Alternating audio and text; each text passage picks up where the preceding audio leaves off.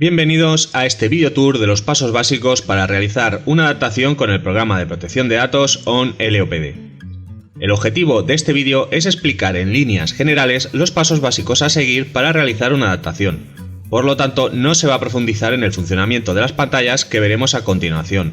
Para tal caso, puede revisar los vídeos específicos disponibles de las pantallas del programa.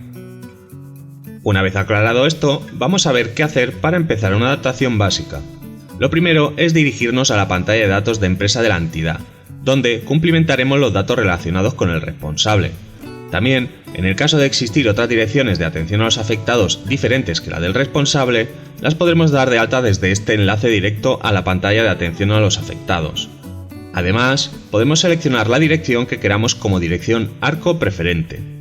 También desde la pantalla de datos de empresa, si ésta tiene un DPD asignado, podremos desde otro enlace directo de la pantalla del DPD especificar los datos del mismo y designarlo si fuera necesario mediante el documento disponible, comunicándolo a la autoridad de control.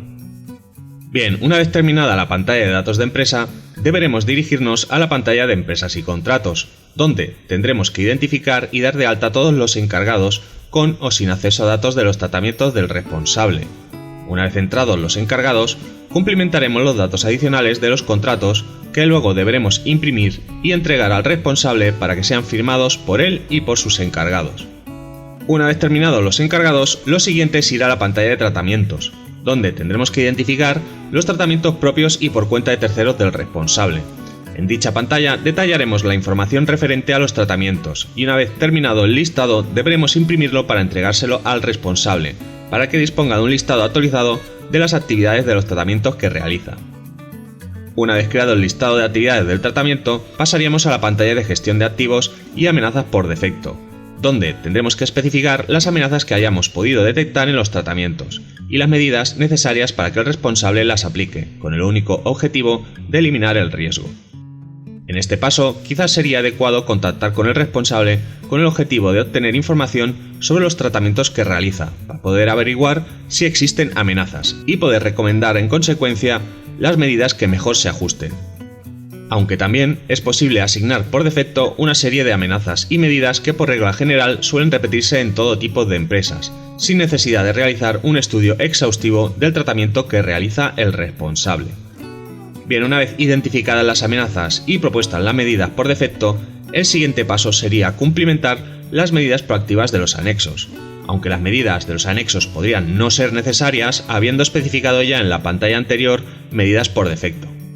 Pero aún así, el mantenimiento de los anexos aporta un valor importante para el responsable, por lo que en el caso de decidir realizar el mantenimiento de los anexos, entonces podremos registrar otras medidas adicionales llevadas a cabo por el responsable, o que le podremos recomendar llevar a cabo como interés proactivo. En estos anexos podremos cumplimentar e identificar, por ejemplo, los locales, programas utilizados, personal autorizado, etc. Todos estos anexos, una vez cumplimentados, aparecerán impresos junto al documento de seguridad, aportando información de valor. El mero hecho de que el responsable disponga de un registro de los diferentes anexos, aparte de obtener un mayor control y seguridad, demuestra su interés y concienciación respecto a la proactividad y protección de los interesados. Pues bien, en el caso de haber cumplimentado los anexos, el siguiente paso que deberíamos realizar es cumplimentar las cláusulas específicas del cliente, para los interesados, necesarias para que el responsable cumpla con los derechos de información. Para ello, deberemos acceder a la pantalla de cláusulas, donde podremos crear cláusulas y consentimientos que se ajusten a las necesidades de los diferentes tratamientos del responsable en el formato recomendado por la agencia. Una vez terminadas las cláusulas, deberemos imprimirlas y entregárselas al responsable, aportándole, si fuera necesario, instrucciones de su utilización. Una vez confeccionadas las cláusulas, el siguiente paso sería realizar un análisis de necesidad desde la pantalla del análisis de necesidad. Dicho análisis es el que decidirá, mediante un test, si el responsable está obligado a realizar una evaluación de impacto o no. Este análisis, además de efectuarlo sobre los tratamientos existentes, deberá realizarse también cada vez que se produzcan cambios en los tratamientos que puedan convertirlos a tratamientos de alto riesgo, o cada vez que se pretenda poner en marcha un nuevo tratamiento. Tenemos que saber que el análisis de necesidad no es obligatorio en según qué casos, pero es recomendable realizarlo tanto si tienes dudas como si no, Por ejemplo, podemos dar por sentado no tener que hacer el análisis de necesidad en pequeñas empresas que conocemos y que claramente sabemos de antemano que no realizan tratamientos con datos sensibles, pero aun sabiendo que no es obligatorio, no cuesta más de 5 minutos realizarlo y aportar el análisis como un justificante de que la empresa no requiere una evaluación de impacto. Además, al realizar el análisis, aportamos un valor añadido a la documentación. Hay que tener en cuenta que este análisis de necesidad no es un análisis de riesgo.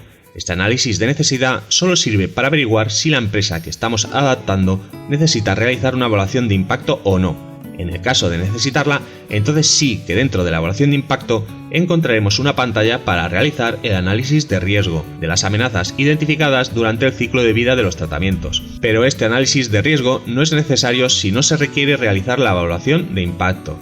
Así que me vuelvo a repetir y recordad que la pantalla de análisis de necesidad no es un análisis de riesgo.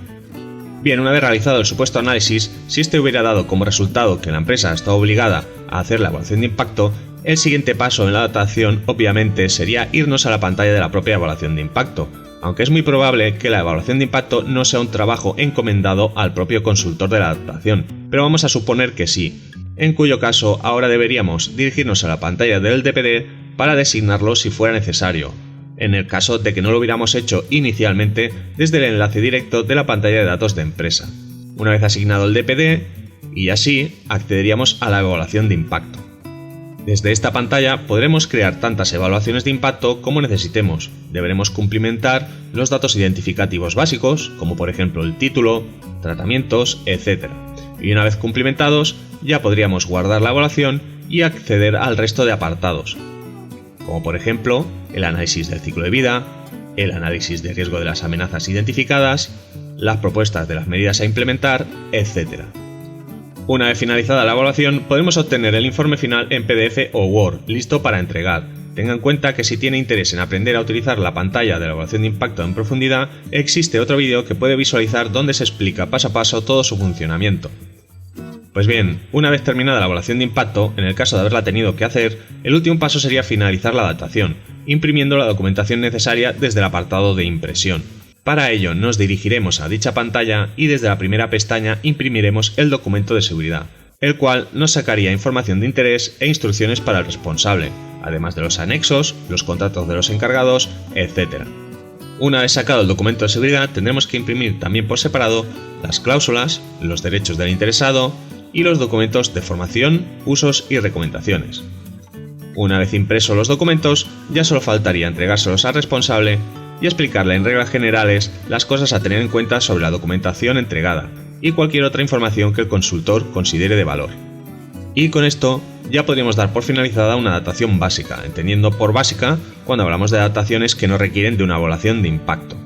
Por lo tanto, y en resumidas cuentas, una adaptación básica sin evaluación de impacto implicaría cumplimentar los datos del responsable, identificar los encargados, registrar las actividades de los tratamientos, especificar unas medidas por defecto, cumplimentar si fuera necesario los anexos de medidas proactivas, confeccionar las cláusulas, realizar el análisis de necesidad si lo creemos conveniente y si no, ya sí finalizar la adaptación entregándole al responsable los documentos necesarios como el documento de seguridad, los contratos, las cláusulas, etc.